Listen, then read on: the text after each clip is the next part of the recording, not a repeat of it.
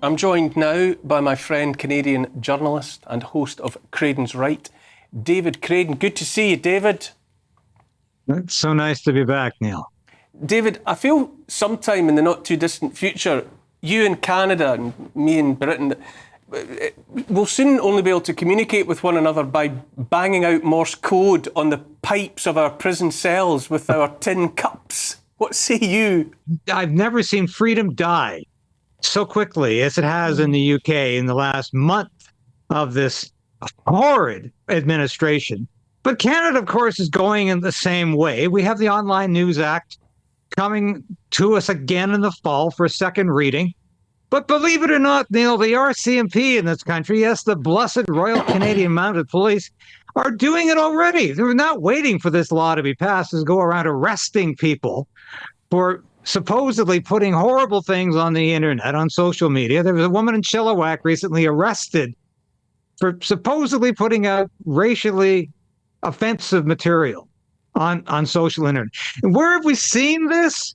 This is exactly what happened in Britain, where that visual, that scene of the two cops, one of them talking like Eliza Doolittle, coming in there and telling that old man that he's guilty of a Facebook crime. And in fact, he says, "Oh, let me guess, it's a Facebook crime, isn't it?" And she says, "That's right.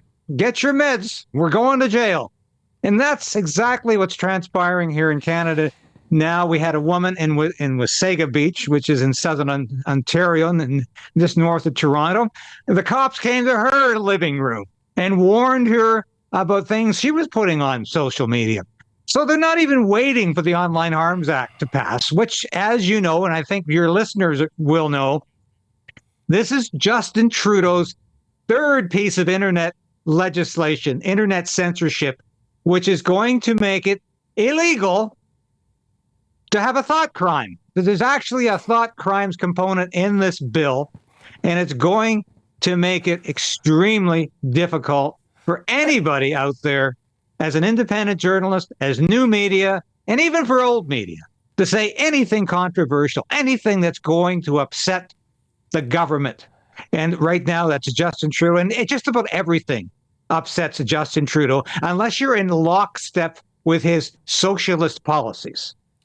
I have it on good authority that Trudeau is contemplating pushing for the ability to jail for life on account of things that people say.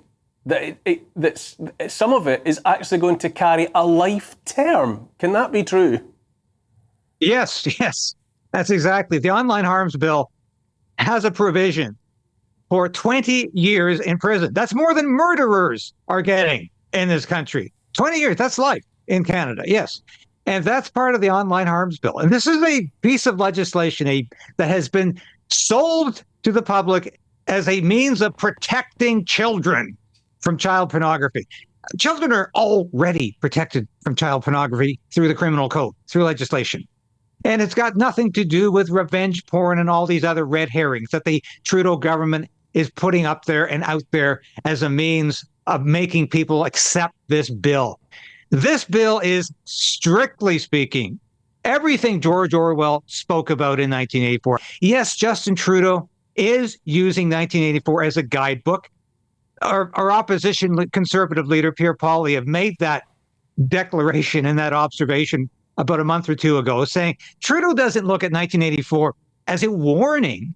He looks upon it as a guidebook, as a means to advancing his censorship agenda, which is amongst the most frightening in the world. At least as frightening as what's happening in your country right now under Starmer, who is bringing Britain down to a totalitarian second world nation. It's shocking to me. I have loved Great Britain my entire life. I have looked to the UK as the fount of free speech, as the country that developed free speech over centuries because of the Magna Carta and forward. This is the country, I asked recently, how do democracies die? Well, they can die pretty quickly.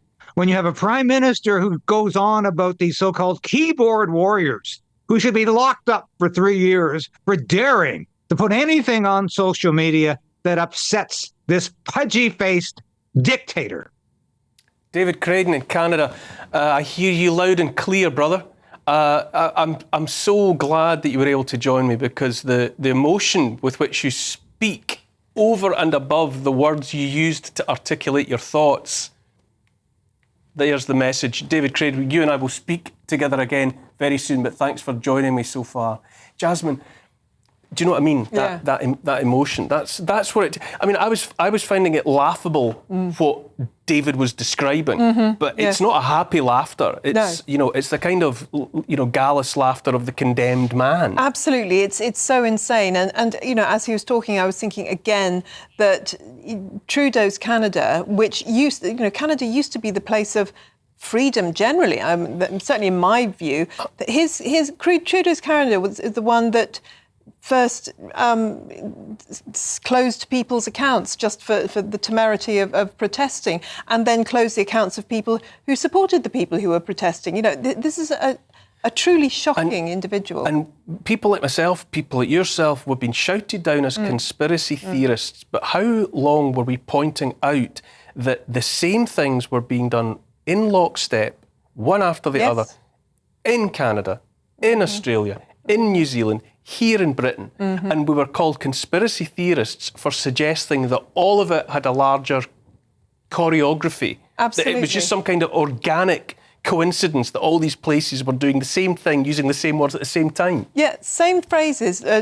2 steps to flatten the curve.